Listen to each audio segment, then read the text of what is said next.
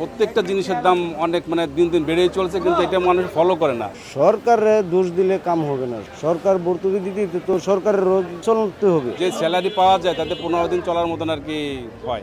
নিত্যপণ্যের বাজারে স্বস্তি কতটা আর কতটাই বা চাপ নিয়ে বাজার করছেন সাধারণ মানুষ, দিন মজুর থেকে শুরু করে চাকুরিজীবী, জানাবো রাজধানীর এই ব্যস্ততম কারওয়ান বাজার থেকে। আজকে সবজির দাম কিছু কম হয়, তেলের দামও তো বাড়তি হয়। তেলের দাম কি আর কমছে? চাউলের দরও বাড়তি। আগে ছিল 300 টাকা 320 টাকা, আর 15 দিন আগে এখন 100 টাকা 120 টাকা। আগে 1 কেজি 250 গ্রাম করে নিত, এখন যার প্রয়োজন 1 কেজিও না। কাঁচা বাজার মোটামুটি একটু স্বস্তিতে পেলাম আজকে, কিন্তু এটা তো আপ ডাউন হয় সব সময়। কিন্তু মুদি মালামাল কোনো লেসে আসে না। ময়দা এক একটা বস্তাতে প্রায় হচ্ছে কি আপনার কেজি প্রতি প্রায় হচ্ছে কি আপনার 10 টাকা 15 টাকার মতো বেড়ে গেছে। পলাউড চালের তো সেটা সবাই জানা মোটামুটি অনেক দিন ধরে, এটা হচ্ছে যে হাইলাইটেড।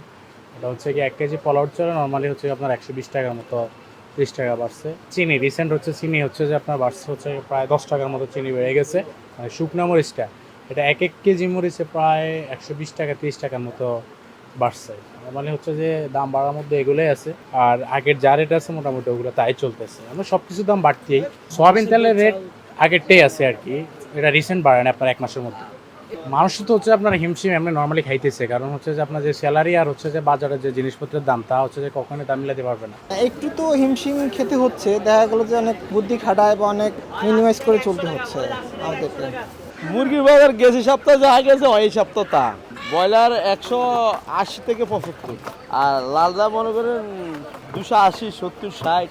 এটা আমি কি তারা মনে করেন পাঙ্গাস মাছের কেজি বাংলাদেশে 250 টাকা, মুরগি কেজি পাইতেছে 71 টাকা। কোনটা হাসতা? বর্তমানে 8টা বাজে কারেন্ট বন্ধ হয়ে গেলে এই দেশে আগে ব্যবসায় বন্ধ হয়ে গেছে। এখন ইনকাম হয় কম, এখন টাকা পয়সার দরকার বেশি, বাজার করতেও একটু কষ্ট হয়। বাজারে আগের তুলনায় অনেক বেশি। আগে 200 টাকা তেলাপিয়া কিনতাম, এখন 250 টাকা। আপনার এই কই মাছ কিনতে আপনার 160 70 80 টাকা দিয়ে, এখন এটা 200 টাকা।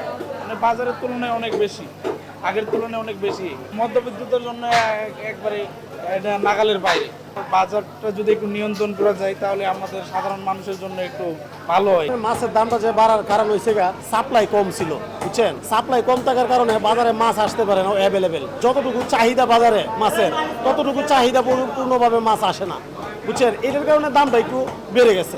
আলু পেঁয়াজের দাম যেভাবে কমছে সেই হিসাবে তেল এমনকি চাল এটির বাজার নিয়ন্ত্রণ থাকা উচিত। যখন ক্ষেতের থেকে আলু উঠাইছে তখন আমরা 20 টাকা বিক্রি করছি, আর এখন যে পরিমাণ লস হচ্ছে, যারা কোল্ড স্টোরে মাল রাখছে তাতে প্রতি কেজিতে 10 টাকা লস হবে।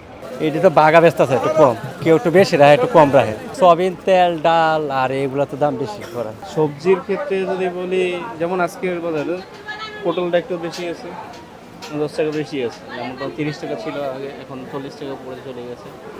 এক্ষেত্রে একটু বেশি মনে হচ্ছে। যুদ্ধের জন্য ঝামেলা, অন্যদিকে সিন্ডিকেট, সব মিলে দাম বাড়তেই থাকে। সবজির দামে আজ কিছুটা স্বস্তি থাকলেও স্বস্তি নেই পুরো বাজারে। চাল ডাল তেল মশলা থেকে শুরু করে মুদি পণ্যের দাম এখনো বেশ চড়া। এর সাথে রয়েছে মাছ বাজারেও বাড়তি দামের চাপ। তবে সংশ্লিষ্টরা মনে করছেন বাজারে সরবরাহ বাড়লে মাছের দাম কিছুটা স্বাভাবিক হতে পারে। মেহেদী হাসান বাপ্পি, দেশ টিভি, ঢাকা।